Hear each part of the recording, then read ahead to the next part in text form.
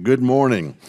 Today we will hear from a panel of experts on the status of America's basic research portfolio, which provides the foundation for development of solar fuels, electricity storage, and quantum computing systems.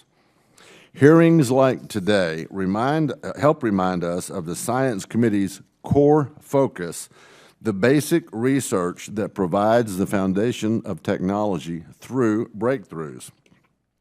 We're going to discuss the science behind potentially groundbreaking technology today. But before America ever sees the deployment of a commercial solar fuel system, or we move to quantum computing, a lot of discovery science must be accomplished. For the solar fuel process, also known as artificial photosynthesis, new materials and catalysts will need to be developed through research.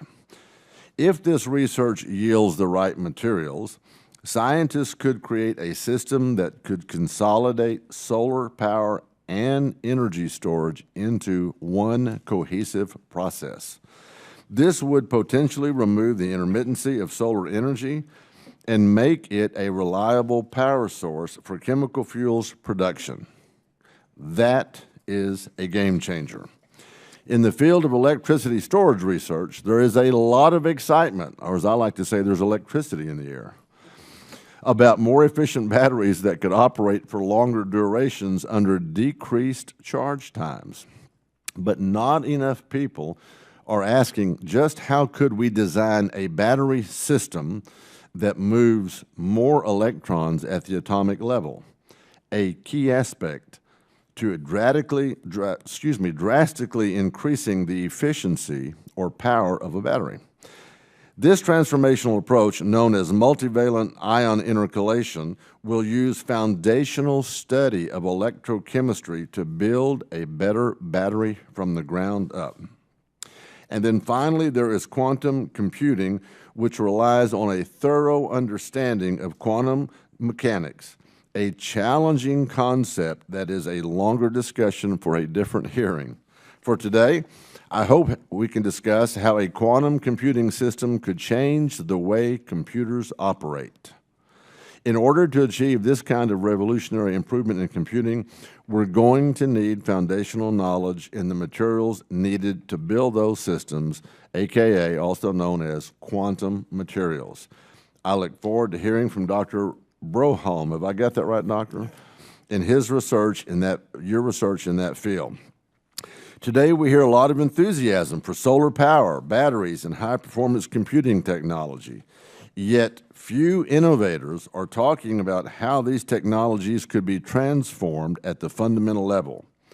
In Congress, we have to take the long-term view and be patient, making smart investments in research that can lead to the next big discovery. When it comes to providing strong support for basic research, this Science Committee won't get any major accolades or headlines today. But someday, when the next disruptive technology changes our economy for the better, I firmly believe that discovery science will play that central role. DOE must prioritize basic research over grants for technology that is ready for commercial deployment. When the government steps in to push today's technology in the energy market, it's actually competing against private investors, and it uses limited resources to do so.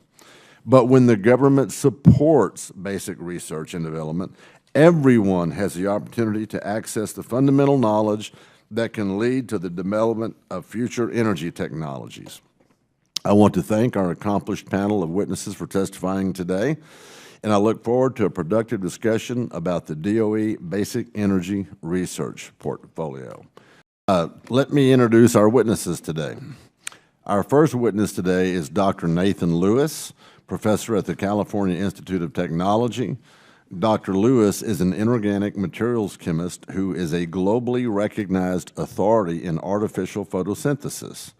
Perhaps he's the one that needs to make the sun shine in the night. Dr. Lewis received his PhD in chemistry from MIT. Our second witness today is Dr. Daniel Scherson, professor at Case Western Reserve University. Dr. Scherson received his PhD in chemistry from the University of California, Davis. Our next witness today is Dr. Collin Broholm. Am I saying that correctly, Doctor? Yeah. A professor at John Hopkins University. Dr. Broham received his PhD from the University of Copenhagen, and I will now yield the ranking member to introduce our final witness. Thank you. Dr. Daniel Hallinan is unaccountably only an assistant professor. I don't get that at all. You should be a full professor. In the College of Engineering at Florida A&M and Florida State University. As an independent investigator, he researches the use of solid polymers as electrolyte membranes in batteries, which have the potential to offer a safer, longer-lasting battery. During his career, he has utilized both the advanced photon source at Argonne National Lab and the advanced light source at Lawrence Berkeley National Lab. His current research allows him to visit the advanced photo source with his students regularly to explore the fundamental makeup of the materials that they're testing, and from time to time actually insert the students into the photon source and light them up. No, that's not what he does. Never mind that. Dr. Hallinan has degrees in chemical engineering and philosophy from Lafayette College and a PhD in chemical engineering from Drexel University. His passion for science and innovative research has certainly been an inspiration to his students, and his work is a perfect example of our conversation today about supporting basic energy sciences and why it's so important. Thank you for testifying. Thank you, Mr. Grayson. I now recognize Dr. Lewis for 5 minutes to present his testimony. Dr. Lewis. Chairman Smith, Chairman Weber, Ranking Member Grayson, members of the subcommittee, thank you very much for the opportunity to discuss this very exciting and timely research area of artificial photosynthesis, which is the direct production of fuels from sunlight. Artificial photosynthesis has the potential, indeed, to be a game-changing energy technology, cost-effectively producing fuels that are compatible with our existing infrastructure and providing us with both energy and environmental security. Artificial photosynthesis is inspired by plants, except that it can be over 10 times more efficient than natural photosynthesis, avoiding the need to trade food for fuel and producing a fuel, unlike lignocellulose, that we can directly use to power our vehicles, to potentially make ammonia for fertilizer to feed people around the world, and for other uses that they may develop. Solar fuels production would also solve massive grid-scale energy storage, so when the sun doesn't shine at night, we can still provide power to whenever people need it, and carbon-neutral transportation fuels, which are both critical gaps at present that research is needed to obtain a full carbon-neutral energy system. Artificial photosynthesis does not look like a leaf, nor does it look like a solar panel. Instead, imagine a high-performance fabric that could be rolled out like artificial turf. Supply that with sunlight, water, and perhaps other feedstocks from the air like nitrogen or carbon dioxide, and produce a fuel that gets wicked out into drainage pipes and collected for use. It's that simple in principle. Many approaches to solar fuels are being pursued. Some are taking biological molecules like the green pigment chlorophylls and using them coupled to man-made catalysts. Others use all inorganic materials like semiconductors at the nanoscale and couple them to catalysts like ones used in fuel cells. Still others use metal complexes as dyes and couple them to molecular catalysts. Laboratories like mine at CalTech have already demonstrated functional solar fuel systems through advances in nanoscience that have enabled us to fabricate nanofibers of semiconductors that can absorb light and couple them to catalysts all in a piece of plastic. So we know this is possible, but we need to continue to innovate and perform fundamental research to make it practical. A full system of solar fuels needs 5 components: 2 materials to absorb sunlight, one to capture the blue part of the rainbow, the other to capture the red part of the rainbow to make it very efficient. We need two catalysts, one to oxidize water from the air, to provide electrons to make the reduced catalyst make the fuel that we want to harvest. We also need a membrane to separate those products to ensure that the system is safe and doesn't explode. We actually have all of those pieces. What we don't have is all of those pieces all working together seamlessly in one system where they all are stable and mutually compatible. Research opportunities include the use of high-performance computation to design new catalysts, to design new semiconductors, and to do modeling and simulation to help us understand how to make the system work as a whole, not just the pieces. Many approaches are useful, and many fuels could be produced. We might produce a liquid fuel directly. We might produce a gaseous fuel and then convert it to a liquid fuel. We might think about a solar refinery the way we have an oil refinery, where in comes our solar crude, and then we convert it to various fuels as the output using the same chemical processes that we use today. In closing, I also would like to make 2 points. One is that many other countries now have burgeoning efforts in solar fuels. There are large efforts starting in Korea, Japan, China, Sweden, Germany, and the EU. We should beneficially leverage those efforts. We're well positioned to do that given our historical leadership in solar fuels in the United States. The second point is that solar fuels is an intellectual challenge that stimulates our young scientists, our graduate students, our postdocs, involving nanoscience, material science, and fundamental research in energy broadly to give us better options for energy technologies than the ones that we have now. Thank you. Thank you, Dr. Lewis. Dr. Scherson, you're recognized for 5 minutes. Thank you. Chairman Smith, Chairman Weber, Ranking Member Grayson, and members of the subcommittee, I thank you for the opportunity to testify in today's hearing on innovation in solar fuels, electricity. Dr. Scherson, is your mic on? And put your mic. My apologies, sir. There you go, right in front of you. All right. Could I start again? Chairman Smith, Chairman Weber, Ranking Member Grayson, and members of the subcommittee, thank you for the opportunity to testify in today's hearing on innovation in solar fuels, electricity storage, and advanced materials.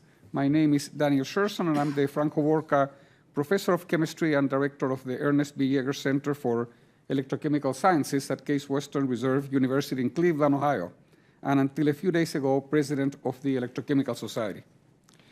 Electrochemistry, a 2-century-old discipline, has reemerged in recent years as key to achieve sustainability and improve human welfare.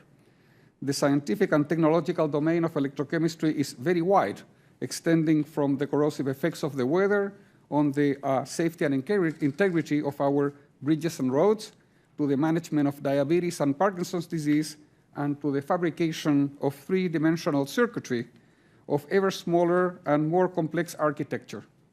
In addition, electrochemistry is becoming central to the way in which we generate, store, and manage electricity derived from such intermittent energy sources as the sun and wind. Among the most ubiquitous electrochemical devices ever invented are batteries.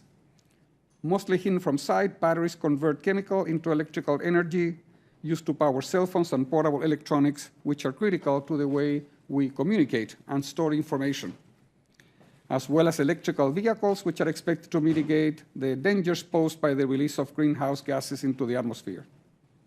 I have been asked to focus my attention this morning on aspects of electrochemistry that relate to energy storage, which are expected to greatly impact not only the transportation sector, but also the management optimization of the electrical grid, which combined account for 2/3 of all energy used in the United States. Scientific and technological advancements in these areas will bring about a reduction in operating costs, spur economic growth, and create new jobs and promote U.S. innovation in the global marketplace. The advent of ever more powerful computers and advanced theoretical methods have made it possible to predict with increased accuracy the behavior not only of materials, but also of interfaces.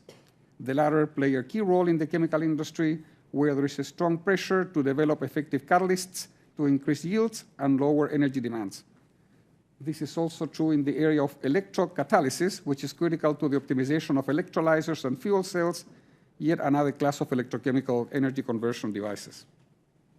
In the area of transportation, any new developments aimed at augmenting reliability, safety, and comfort must be made without compromising performance. Today, batteries for electric cars cannot match already established standards for range per tank of gasoline-powered vehicles. In simple terms, the energy a battery can store depends on the charge capacity and its voltage. So whereas the energy is dictated by thermodynamics, the power batteries can deliver is given by the current times the voltage. To illustrate, lithium-ion batteries rely on only a single electron per atom of electron material to store energy and deliver power. One obvious solution to increase the energy is then to double, or better yet, triple the number of electrons per atom of storage material without decreasing its voltage. Although the viability of such a concept has been demonstrated for the case of magnesium, a divalent metal, using a purely empirical approach, its performance is still below that required for meeting the demands of the largest markets. Theoretical work at the Joint Center for Electrochemical Storage Research, JCESR, DOE's energy hub led by Argonne National Laboratory, has unveiled new, yet to be synthesized materials that display promising characteristics. Results have shown that the primary bottleneck resides in the mobility of divalent magnesium ion within the host lattice, which is greatly enhancing materials where the ions sit in energetically unfavorable sites as compared to the sites along the path of migration. Such design rules have been validated in the laboratory for non-materials, and arrangements have been made with partners laboratories to synthesize these new promising materials. Equally important is the search of new organic electrolytes exhibiting large voltage windows of stability, including ionic solvation. From an overall perspective, the problems that remain to be resolved towards achieving sustainability demand a fundamental understanding of the basic processes underlying energy conversion and energy storage at a microscopic level, and the development of spectroscopic and structural probes with highly spatial and temporal resolution to monitor individual atomic and molecular events.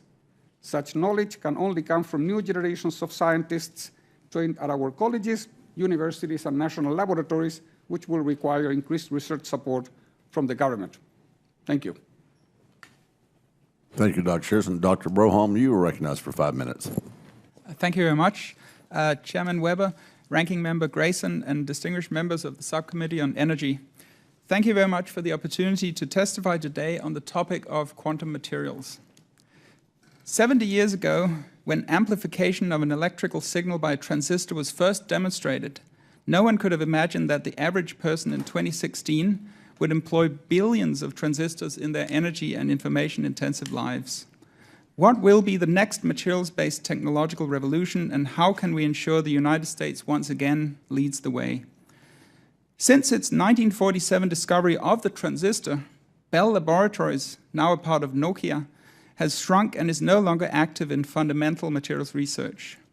While the opportunities for groundbreaking progress from advanced materials have never been greater, the research now has a broad and fundamental character that no single company can sustain.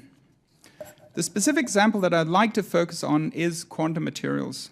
Quantum mechanics has key effects in all materials, but the most dramatic departure from the familiar generally fade from view beyond the atomic scale.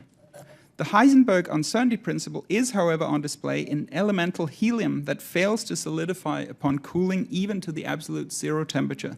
Instead, an astounding superfluid state occurs where atoms form a coherent matter wave that flows without any friction whatsoever. We now find it may be possible to realize such counterintuitive properties of matter in a new class of quantum materials, of which I shall provide a couple of examples. Superconductivity is a low-temperature property of many metals, including aluminum, wherein electrons form a coherent wave, much as the atoms in superfluid helium. But because electrons carry charge, an electrical current can then flow with zero resistance. While presently available superconductors require cryogenic cooling, we know of no reason that superconductivity, like ferromagnetism, should not be possible at much higher temperatures. A practical superconductor would have enormous technological consequences, including the ability to generate, store, transport, and utilize electrical energy without resistive losses. There's much recent progress in the scientific understanding of a new class of superconductivity enhanced by interactions between electrons. While we do not have a winner yet, this fortifies our belief that a practical superconducting material will eventually be discovered. The next topic is topological materials. The geometry of the wave function that describes electrons in these materials gives rise to revolutionary electrical properties. In a topological insulator, for example, all surfaces are electrically conducting, even though the core or the center of the material is actually insulating. And this is a really appealing property, considering that the surface transport must typically be engineered into electrical devices and is associated with significant resistive energy losses. In topological insulators, a high-quality conducting surface occurs spontaneously, and there are many more fascinating properties of topological materials that indicate they will have transformative technological impacts. Digital archiving of events from those of individual families to those that define our times is generally based on magnetic information storage. While hard disk storage densities now exceed 1 terabit per square inch, each bit still involves a very large number of atoms. By using wrinkles on a prevailing order within a quantum material to store information, it may be possible to dramatically increase the information storage density. Finally, a new form of information processing called quantum computing has the potential to transform decision-making. One of the approaches now being pursued is to utilize so-called quasi-particles within a quantum material to carry and process information. While this is a long-term vision, it is as feasible now as an integrated circuit with 10 billion transistors must have seemed like in 1947. Given the potential technological impacts, quantum materials are receiving huge worldwide attention. Dedicated research centers are proliferating, and I would argue that within the DOE as well, quantum materials should be an area of high priority. The Basic Research Needs Report on Quantum Materials identifies 4 priority research directions that would accelerate scientific progress in quantum materials and their technological deployment. As in much of the modern development of advanced materials, world-class tools are essential for this work, such as the neutron sources at Oak Ridge Lab and the synchrotron and free electron laser-based light sources. These are absolutely essential to be able to sustain, to do this kind of work. And while these are already excellent facilities that are having strong impacts, several are in urgent need of upgrades to sustain international leadership.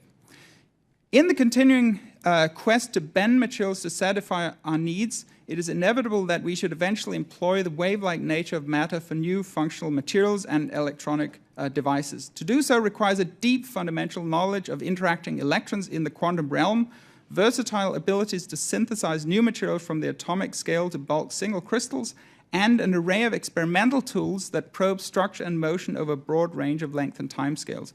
A sustained basic research efforts in quantum materials can ensure the US leads the way as these materials transform a broad range of energy and information technologies. Thank you. Thank you, Dr. Broholm. Dr. Hallinan, you're recognized for 5 minutes. Good morning. Thank you for the opportunity to testify in today's hearing. I'm here to speak to the importance of the Department of Energy's national light sources to research and to the technological challenges of the nation. I will also briefly address the impact of the proposed upgrades on research capabilities and U.S. scientific competitiveness. I thank the committee for its longstanding and robust support of national light sources and energy research. Synchrotron light sources are large-scale facilities. These clearly are not practical for individual academic or industrial labs, let alone at home. However, they enable high-impact research that would not be possible otherwise, and they advance our scientific understanding of matter across length scales from the atomic to that which we can see with our own eyes. They provide insight into dynamics from ultra-fast making and breaking of chemical bonds to structural relaxations that take longer than a year. They allow us to map in 3 dimensions the composition of materials that are poised to address energy and water needs of the country and the world.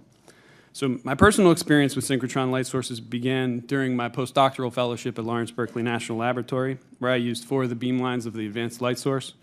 and I worked with beamline scientists there. Now, as an assistant professor at Florida State University, my group continues to collaborate with scientists at Berkeley Lab, but we also use, due to uniquenesses, some beamlines at the Advanced Photon Source of Argonne National Lab.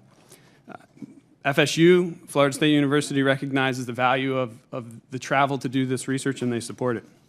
So this schematic that you see on the monitors, I'm going to use just to explain to you briefly how a synchrotron light source actually works. So electrons are accelerated to near the speed of light around this ring, and in order to get them to curve around the ring, magnets are used. And when the magnets curve the electrons, X-rays are released tangentially, and you can see those X-rays then go to experiment stations, and there are many experiment stations located all around this ring. So there are many different types of experiments that can be done with these X-rays. So you can categorize those experiments into three main types, and that's scattering, microscopy, and spectroscopy. So what X-ray scattering allows us to do is to look at both length and time scales, a very wide range of length and time scales of complex materials. Microscopy allows us to look inside materials, so we can get inside something you couldn't see inside of with optical light, and very small length scales, and we can see the composition in there. And then spectroscopy specifically gives us the composition of materials. So for example, we can watch the chemical changes that occur as we charge and discharge a battery that occur in the electrode, for example. So just some statistics about these user facilities. There are many thousands of researchers that access the light sources across the nation each year at no charge, but this access is based on a competitive process, and the competitive process is to ensure that sound and impactful science is being conducted. The researchers come from a wide range of fields and generate thousands of research publications each year, contributing significantly to the nation's innovation-based economy. And the most exciting thing to me is that these synchrotron light sources enable numerous scientific discoveries that wouldn't be practical without the facilities. And this practical uniqueness of each facility is the primary reason that they continue to be an integral part of my research program. So I'll mention two areas of my personal research that they impact. So the first is safer, longer-lasting batteries. With batteries, we could increase dramatically the efficiency of our transportation. These electric vehicles are much more efficient than internal combustion engines. But commercial lithium-ion batteries now are not inherently safe. They have flammable liquid electrolyte. There are engineering controls to protect against that, but they're not inherently safe. So that's why we're interested in polymer electrolytes. And these polymer electrolytes can not only enable safer batteries, but they're compatible with some advanced electrode materials. But their dynamics are somewhat limited. And so we're studying the dynamics and the structure of polymer electrolytes for batteries. The other area that I'm really interested in, I'm just going to touch on for a moment, is energy-efficient water generation. So polymer electrolytes, polymers with charge in them, are actually promising materials for generating more energy-efficient water from desalination, for example. But in order to do that, the structure of the polymer is very important, and that structure is a function of the water content and the salt concentration in the polymer. So we're using some of these X-ray facilities to study the structure as a function of salt and water in these polymers.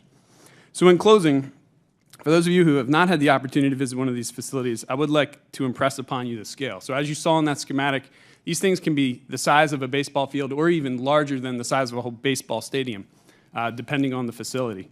And they have hundreds of personnel, highly trained personnel, who work as a team to keep these things operating consistently and safely. There are a lot of safety concerns. So this was really inspiring to me, to see this many people working together on science, and I think it's a testament to what we have achieved.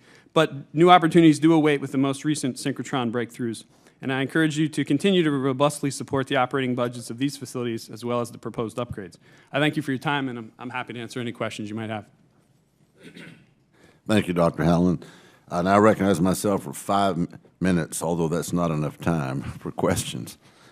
Dr. Lewis, you mentioned in your testimony that multidisciplinary teams of researchers can serve as a useful mechanism to advance to artificial photosynthesis research. Do you think that model is the preferred approach to this science compared to individual investigator labs? And then I'm going to have you weigh in on it also, too. Well, I'll come back to you. Go ahead, Dr. Lewis. Thank you for the question. I think we need both. We need individual investigators still exploring all sorts of possibilities. And then we need teams of people, because solar fuels is much like building a battery. If you have one piece, a catalyst, or you have another piece, a light absorber, and they don't work together, or they're not safe operating together, then you still don't have anything that's relevant in the end. So this is where you need the teams of people. You need the teams of people to think at the systems level to make sure that we're all rowing our oars in concert toward the same end goal. And that's best done by having engineers, chemical and mechanical engineers, by having applied physicists, by having chemists, all at least talking to each other on a regular basis and working toward the same end goal, whether they're all in one facility or distributed in different facilities by video conferencing, is less important than that they all are on the same page. How often do they talk to one another, in what format? Now, then I think you may have answered part of that question. Video conferencing, how often does that take place? It depends on the facility. In Energy Frontier Research Centers and Energy Innovation Hubs that I've been affiliated with, in some cases every day, in some cases every week, but certainly more often than every month. A lot of it is in person, and for remote sites, routinely by video. Dr. Scherson, I have the same question for you regarding how to achieve those potential breakthroughs in electrochemistry. Yeah, well, certain aspects of my answer will follow what Professor Lewis was referring to. In a battery, we have 2 electrodes, we have an electrolyte in between, and each of these components needs individual attention. So solving 2/3 of the problem does not solve the problem of coming up with a viable device. So it's absolutely essential to engage people with knowledge in physics so that we can understand how ions migrate through lattices. We need to involve chemists that are going to give us insight into how ions solvate and migrate through the electrolyte, and engineers that will have to teach us how to assemble the device. And finally, I guess that techno-economic models are also necessary in order to decide whether certain technology is viable or not in the marketplace. I just want to know if you can explain that to my wife so she can keep her cell phone battery charged more often. If you could put that in layman's language for her, that'd be helpful. So let me follow up then for you both.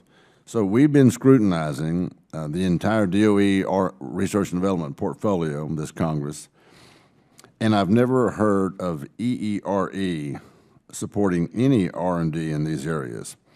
What are the research challenges to enable artificial photosynthesis and multivalent systems to transition into that technology that is ready for the private sector to commercialize?